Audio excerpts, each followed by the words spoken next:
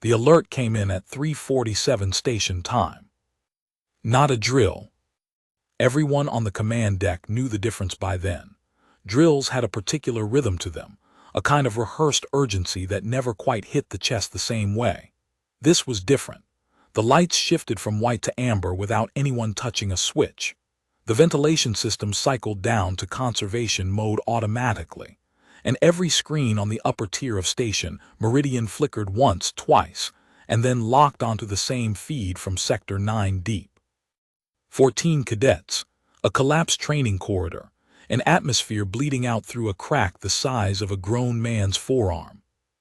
I was on secondary observation that night.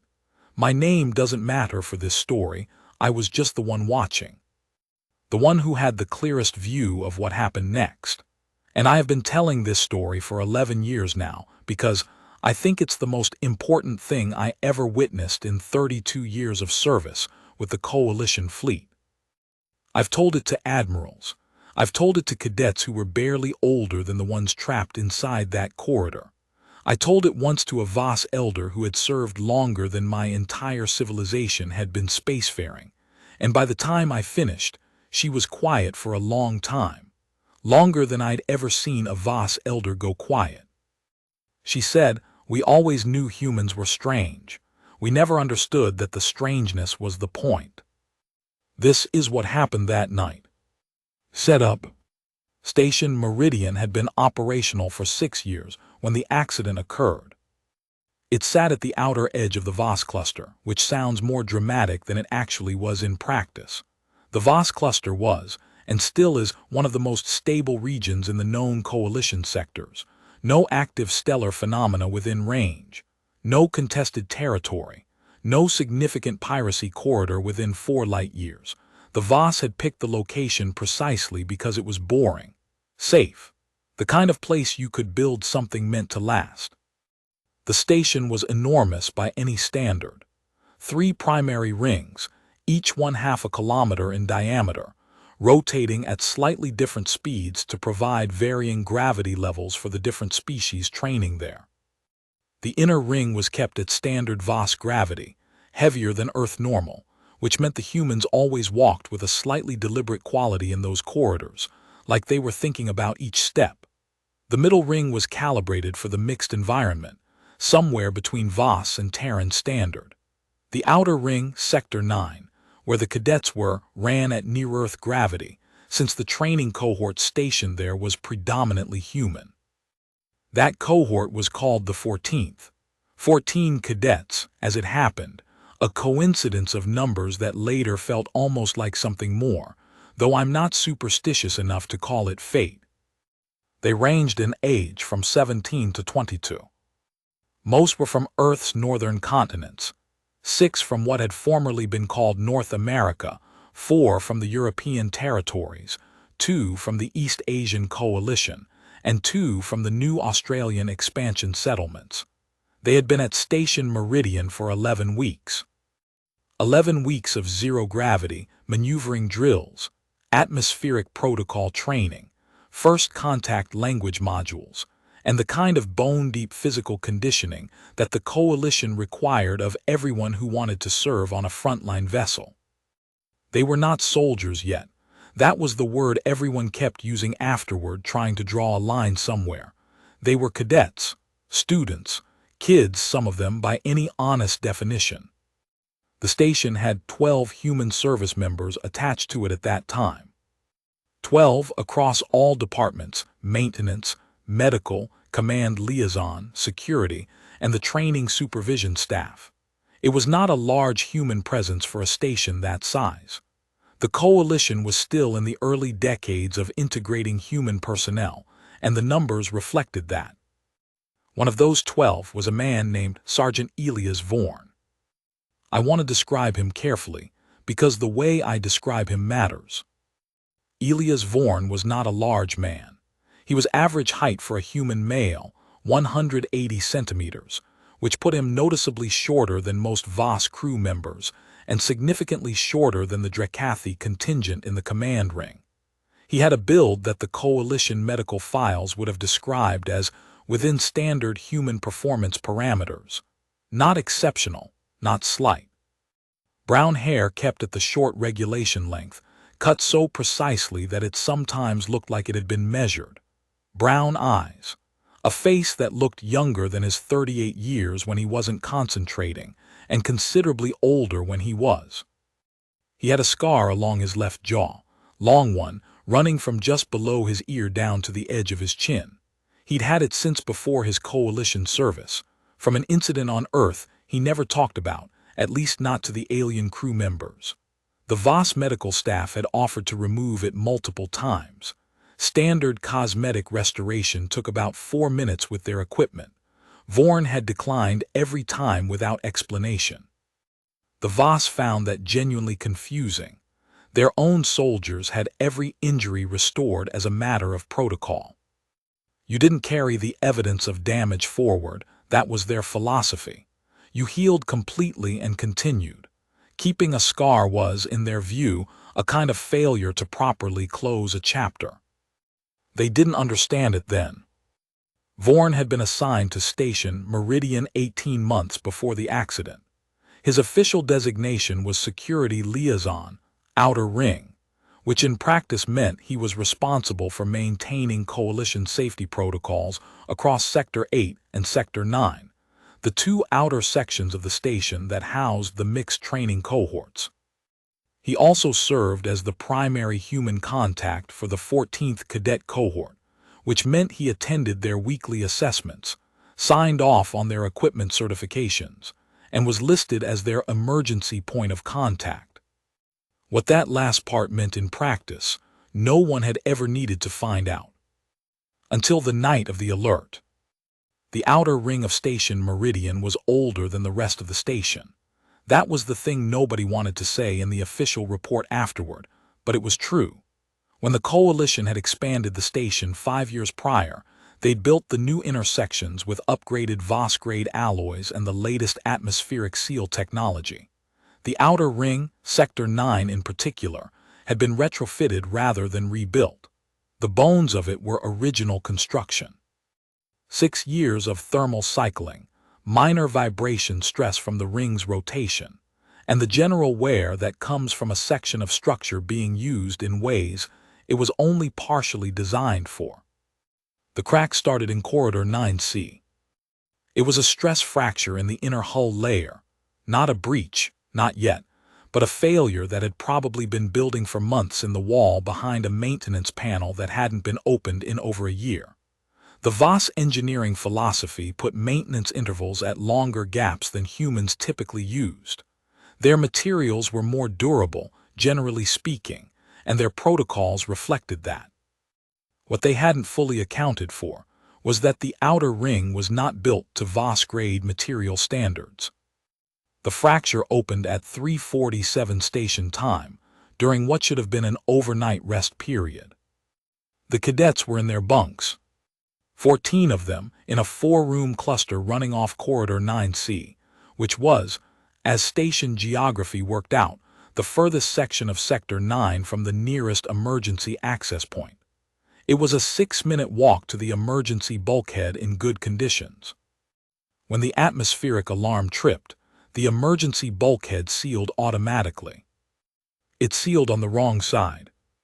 This was the error, a software routing issue, a decision tree in the emergency response system that had been designed for the inner ring's layout and had been applied to the outer ring without full recalibration.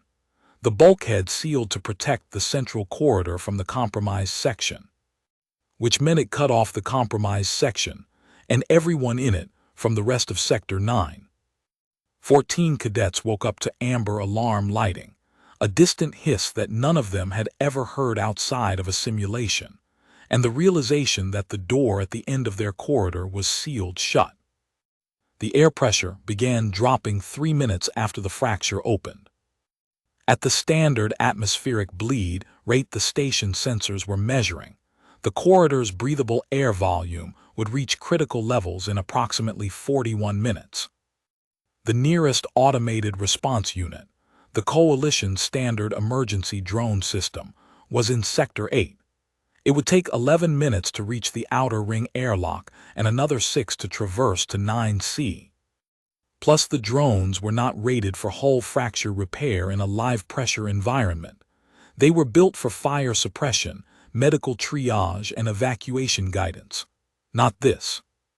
The VOS emergency engineering team was 12 minutes away in the inner ring, fully suiting up and beginning their response. The coalition command deck was in controlled, professional motion, exactly the kind of organized, procedural response that the VOS had spent generations perfecting. Everyone was doing exactly what the protocol dictated. And Elias Vorn was not on the command deck. He had been in Sector 9. Not because of the alert came after. Vorn had been in Sector 9 because he had a habit that his VOS colleagues had logged in his behavioral profile as irregular but non-problematic. 3 or 4 nights a week, at some point between 200 and 500, he walked the outer ring. The whole circuit, or parts of it, depending on what the shift schedule allowed. He'd done it since his first month on the station. He said it helped him sleep afterward. The VOS medics had reviewed his biometrics and confirmed that his sleep quality did, in fact, improve on the nights following these walks. They had added a note to his file: ambulatory rest behavior, possibly culturally specific. He was in Corridor 9B when the lights shifted to amber. 9B was adjacent to 9C. A single wall separated them at the midpoint.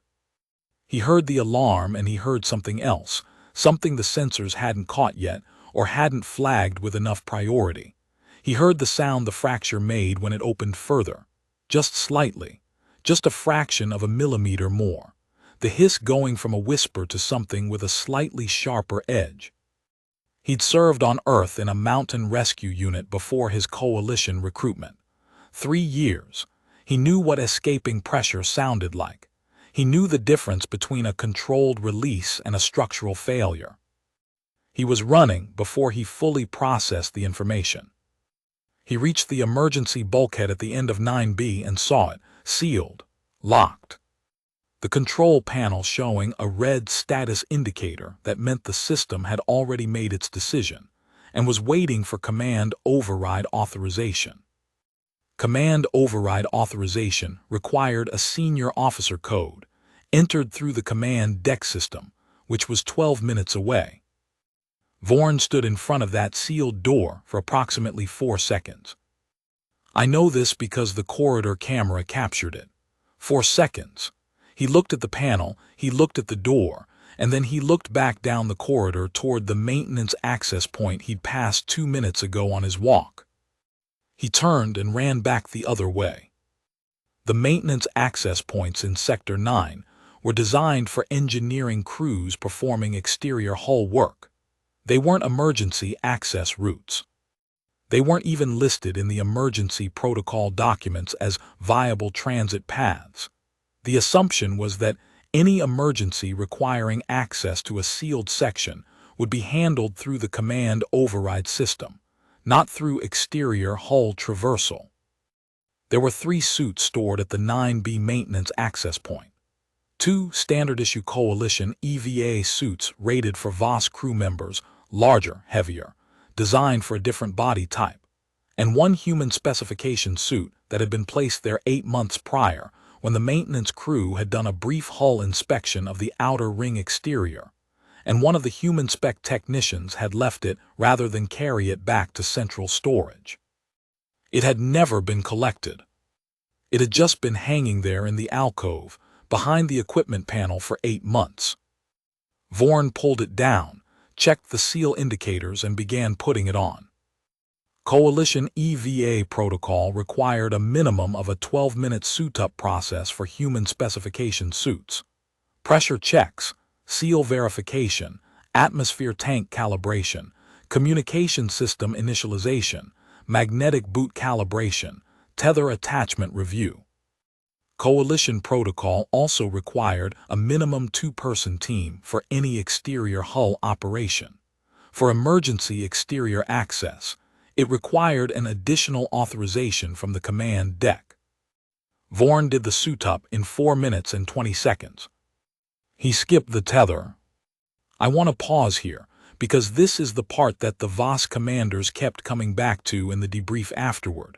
Not the heroism of it, not the outcome, the process. The way Vorn made decisions in those 4 minutes and 20 seconds. Commander Vethra, the VOS officer who led the debrief, asked him directly, "At what point did you determine that exterior hull transit was the appropriate response?" And Vorn said, "When the math didn't work any other way." What math? Command override 12 minutes, engineering response 12 minutes, air in that section maybe 41, but the fracture was getting bigger. I could hear it, which meant my 41 minutes was probably closer to 25. The authorized response path would work perfectly if the numbers were what the sensors said. The numbers weren't what the sensors said. How did you know the fracture was worsening? Vorn had paused just briefly. I've heard that sound before. Vethra had pressed him. You violated 7 safety protocols in your suit-up and exterior transit process. You skipped tether attachment. You performed a solo EVA in an emergency situation without command authorization. Any one of those violations, under standard coalition regulations, would result in formal disciplinary review. Yes, sir. Do you understand why those protocols exist? To keep personnel alive. Correct, so how did you justify overriding them? Vorn had been quiet for a moment. Then he said, the protocols exist to keep personnel alive. 14 personnel were going to die if someone didn't get to them in the next 20 minutes. The protocols were working against the thing they were built to protect, so I set them aside. Vethra had stared at him for a long time after that. The VOS had a phrase for this kind of thinking. The closest translation was something like structure without wisdom, following the form of a system rather than its purpose. They taught against it in their officer academies, but they taught against it in a particular way, through incremental protocol adjustment, through formal review processes, through the kind of gradual refinement that took years. The idea that a person in the field could, in real time, in 4 minutes and 20 seconds, accurately assess that the protocol was working against its own purpose, and make the call to override it. That wasn't in their framework. That was the first thing, that night, that the VOS began to understand they hadn't understood about humans. Build tension. The exterior of Station Meridian's outer ring was not a pleasant place to be. Even in a functioning suit, even with magnetic boots engaged, the experience of standing on the hull of a rotating station at 3:50 station time was, by every account I've collected, deeply unsettling. The rotation created a constant, subtle Coriolis sensation. The stars didn't move the way intuition expected them to. The hull surface was a dull gray-black, patterned with inspection markings and conduit runs, broken by the recessed windows of the outer ring's interior spaces. Some of those windows glowed amber, some were dark. Vorn came out through the maintenance hatch and immediately had to orient himself. The hatch opened on the dorsal surface of the ring. He was on the outside. Below him, in the rotational sense, were the stars. Above him, in the same sense, was more hull, curving away in both directions. He didn't have a tether. He had magnetic boots, which would hold him as long as he stayed in contact with the hull and didn't encounter a non-magnetic surface section. The outer ring had 3 composite panel sections in Sector 9, older materials from the original construction, before the VOS had standardized to magnetic-compatible alloys. They were marked in the engineering schematics. Vorn had reviewed those schematics as part of his sector orientation 18 months ago. He remembered where 2 of the 3 composite sections were. He wasn't entirely sure about the third. He moved along the exterior of the ring toward the location of Corridor 9. See, the distance was not enormous. Maybe 60 meters of hull surface between the maintenance hatch exit point and the position directly above the compromised section. But 60 meters on the exterior of a rotating station, without a tether, in the dark, with an internal clock in his head counting down from something he estimated at 25 minutes. He moved fast, carefully but fast. The magnetic boots made a sound, a low, rhythmic thunk with each step, the magnets engaging and releasing. He had to commit his full weight to each step before he could lift the other foot. The gait it produced was deliberate, almost rolling. Nothing like walking, more like being very intentional about every single point of contact. He was 40 meters along the hull when his right boot crossed onto one of the composite sections. The magnet didn't engage. His right foot slid. Just slightly, a few centimeters, but on a curved hull surface with no tether and the wrong relationship to gravity, a few centimeters was enough to break the rhythm. His weight shifted. His left boot was still engaged, but the distribution was suddenly wrong, and he felt himself beginning to pitch to the right, toward the edge of the ring, toward the space beyond. He dropped his right hand to the hull surface. The glove had friction grip, not magnetic, but enough texture to bite against the hull material if he applied pressure fast enough. He slammed his palm down and felt the resistance catch. He was horizontal for maybe 2 seconds. Right hand on the hull, left boot engaged, body stretched out along the ring surface like a swimmer reaching for the wall. He pulled himself back. Slowly, carefully, redistributing weight until the left boot could drive him upright again. He stepped over the composite section to the alloy beyond, felt the right boot engage again with that familiar thunk, and stood still for a moment. Just a moment. Then he kept moving. Inside Corridor 9C, the cadets had been awake for 6 minutes. They had done what their training told them to do. Stay calm, check each other for injuries, move away from the sound, seal any personal gear that might interfere with emergency equipment, and wait for rescue. The youngest of the 14 was a girl named Yara Mossfield. She was 17. She'd enrolled in the Coalition Academy track at 16, one of the youngest cadets accepted in the program's history, which meant she was bright and capable and completely aware of the fact that she was the youngest person in the corridor, and was trying very hard not to let that matter. She was the one who'd been closest to the wall where the fracture was. She'd been woken by the sound before the alarm even tripped, a faint hiss, like air escaping from a seal not quite properly closed. She'd sat up in her bunk and listened to it and thought, "That's wrong." And then the amber lights came on and the alarm tone sounded and she understood what it was. She was also the one who found the sealed bulkhead at the end of the corridor and came back to tell the others that the way out was blocked. The senior cadet in the group was a 22-year-old named Marcus Feld. He had the most hours in simulation, the best physical assessment scores in the cohort, and he was trying to hold 14 people together in a sealed corridor with a fractured hull while the air pressure dropped around them. He was doing reasonably well at it, which under the circumstances was remarkable. He had the cadets gathered in the 4-room cluster as far from the sound of the fracture as possible. He'd done a head count, 14, everyone accounted for. He had the 2 cadets with any engineering training examining the bulkhead panel, looking for any manual override option. There wasn't one on their side of the seal. By design, emergency bulkheads weren't openable from the compromised side without authorization. The communication system in the section was partially functional. They could receive status updates from the command deck. They could not send anything more than a basic automated ping. The communication relay for Sector 9C had been knocked offline when the fracture event triggered a power surge along that corridor's systems. So they could hear the command deck telling them rescue was coming. They could not tell the command deck anything. They could hear the hiss from the corridor wall. It was getting slightly louder. At Station Meridian's command deck, the situation was being managed with the full weight of Coalition emergency protocol. The VOS were, by any objective measure, extraordinary emergency responders.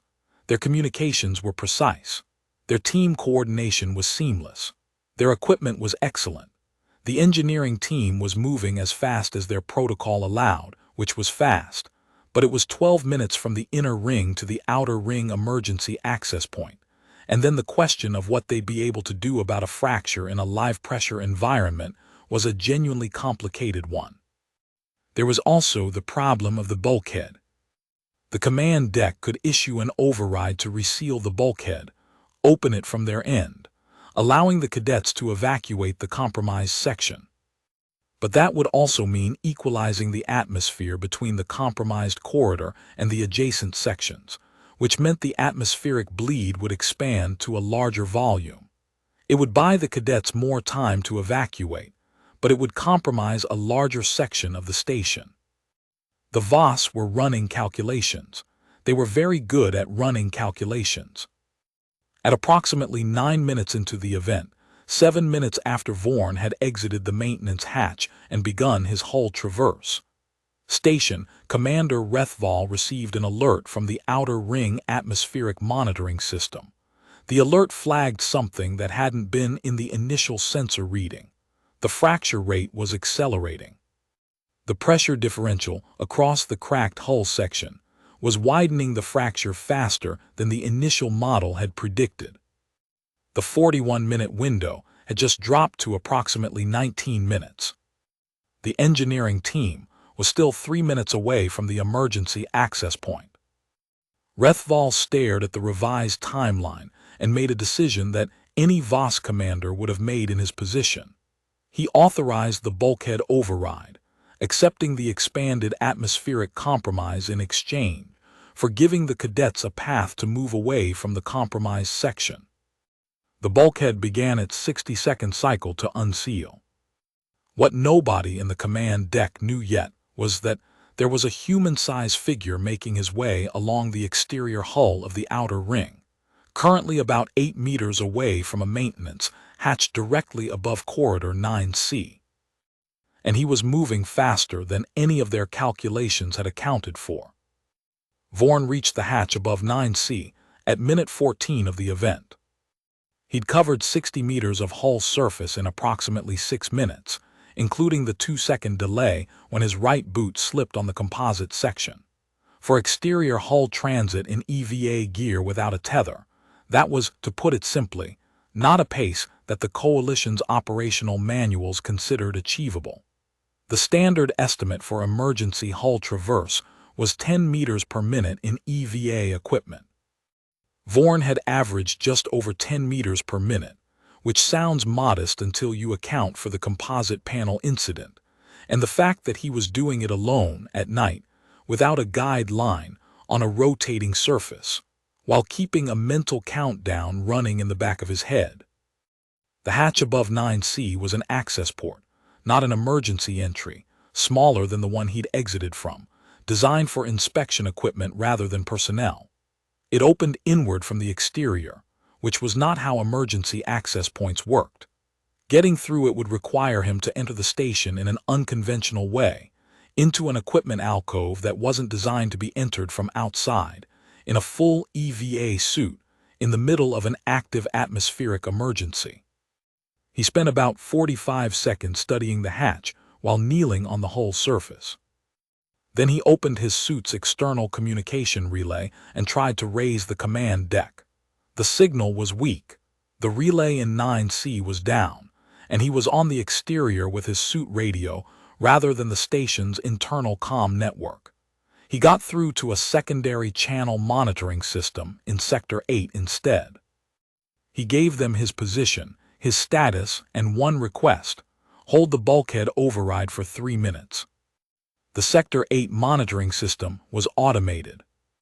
It logged his message and flagged it for human review, which meant in practice that it took approximately 90 seconds for the message to reach a crew member, who then had to determine whether to pass it to the command deck and with what priority.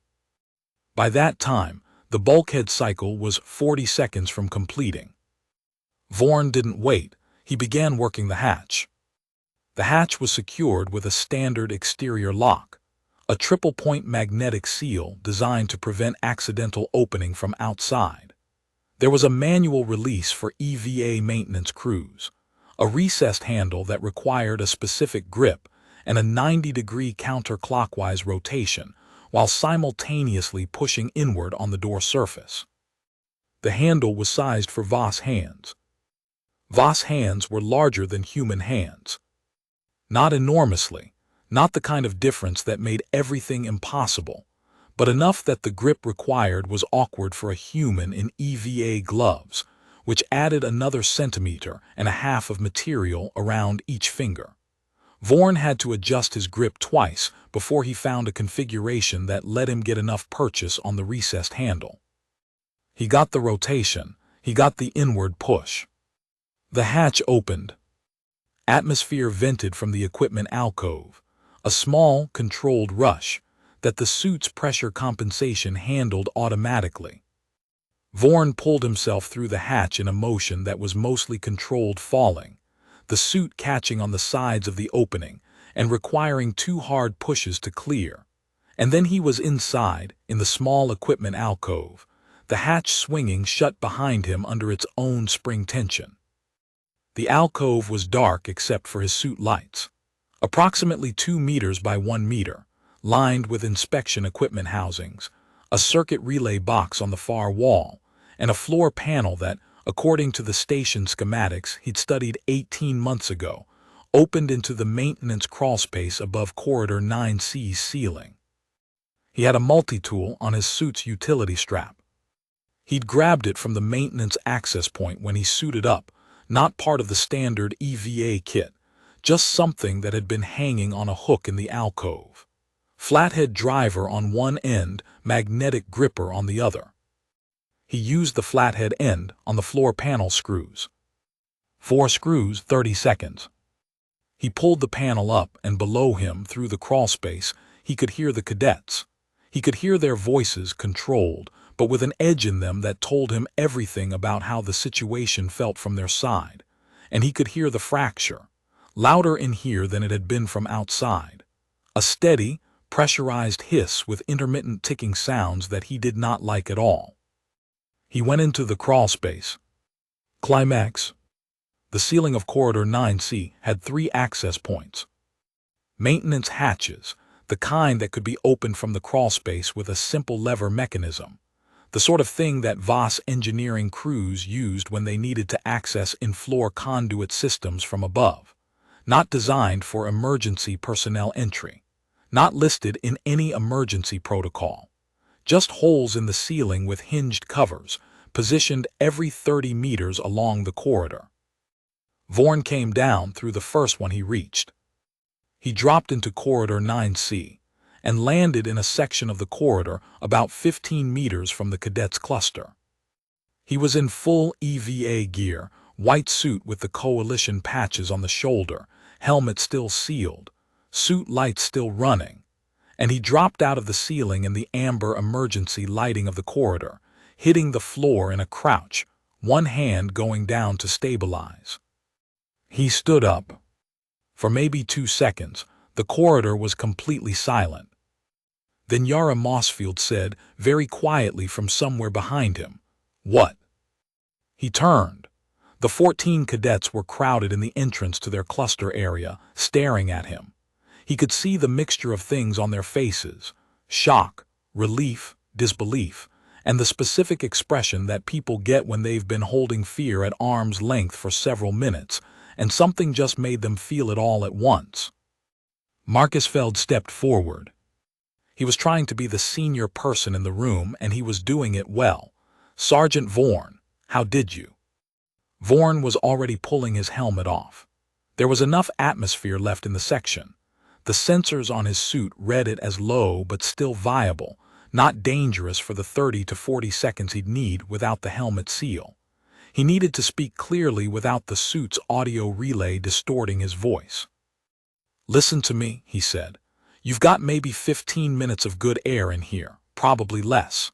The bulkhead at the end of the corridor is going to open in about a minute. The command deck is running an override. When it opens, I need everyone moving toward it immediately. No stopping, no gathering gear. Whatever you left in your room stays. Do you understand? 14 cadets, every one of them nodded. Feld, Vorn said, I need a head count from you every 60 seconds. Out loud, loud enough for me to hear. Anyone stops moving, you tell me. Feld said, yes, sir. Mossfield.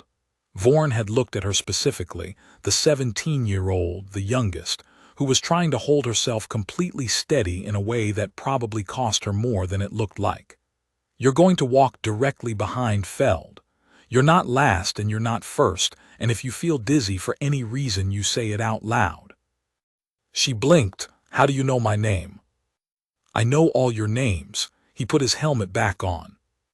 I also know that you were the one who heard the fracture before the alarm went off, and that you woke up Feld and Chen before you evacuated your room. That's good instinct. Use it to keep moving. He turned toward the end of the corridor.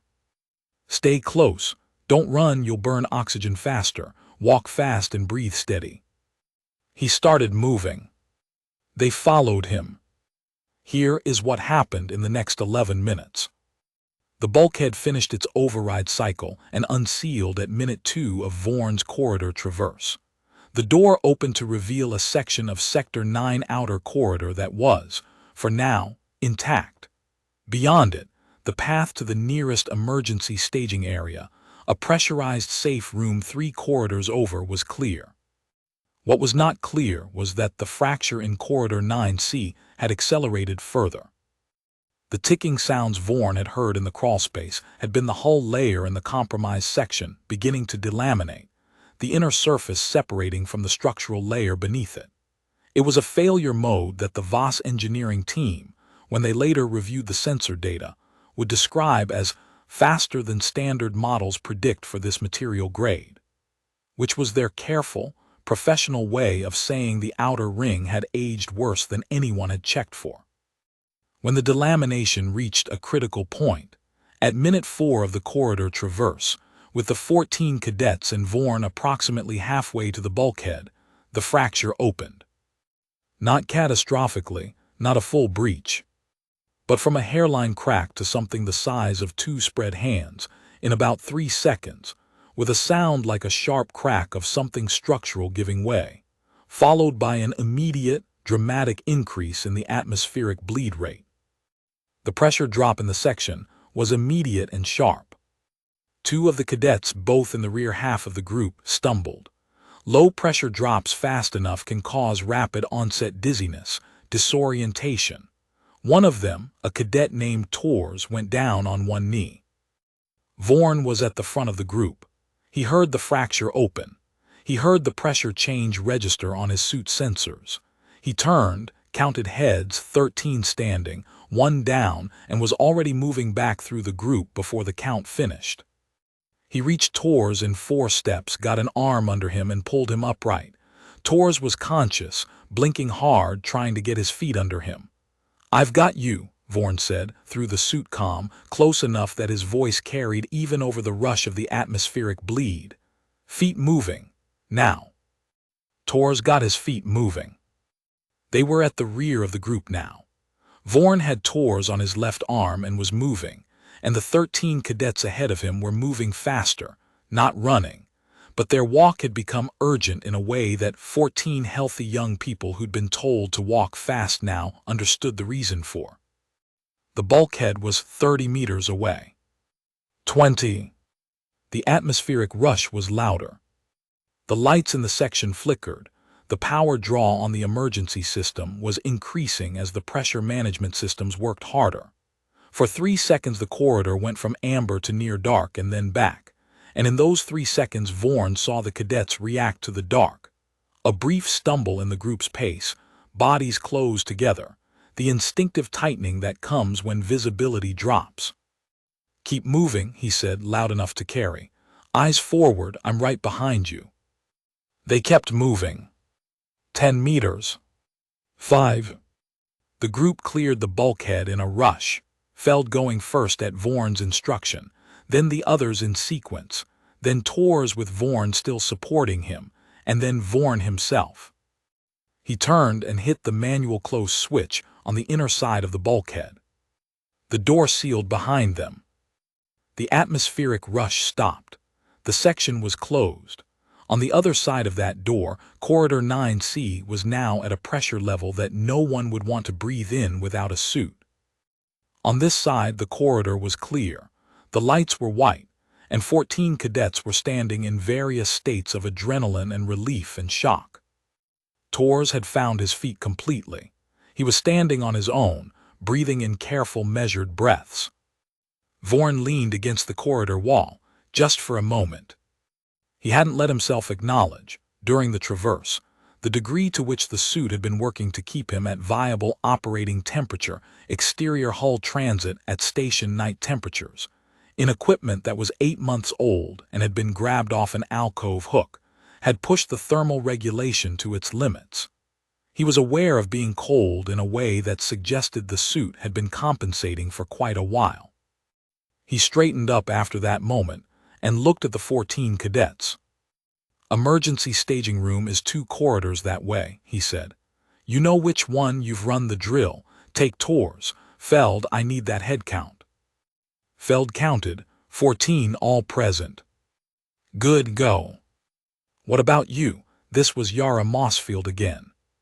She had a quality of directness that probably made her instructors simultaneously grateful and exhausted. "I'll be behind you," Vorn said. 30 seconds behind you. I need to relay our status to the command deck."